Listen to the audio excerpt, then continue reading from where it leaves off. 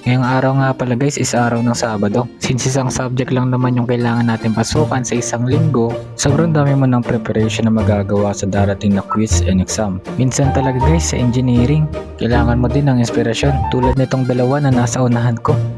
Bali ngayong topic na pala guys is all about trigonometry and algebra. Buti na lang lecture pa kami, wala pa kaming quiz. Ngayon uwian na. Di mo nga pala mamamalayan yung oras dito guys. Kasi paglabas mo ng university, gabi na. Sobrang ganda lang dito guys kasi ramdam na ramdam mo pa rin kasi yung Pasko dito.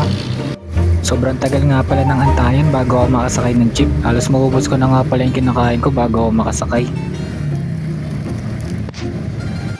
Pag-uwi ko nga pala, kinumpare ko agad yung lecture namin doon sa RC review materials ko. At syempre kapag engineering ka, meron ako palaging baon na biogesic.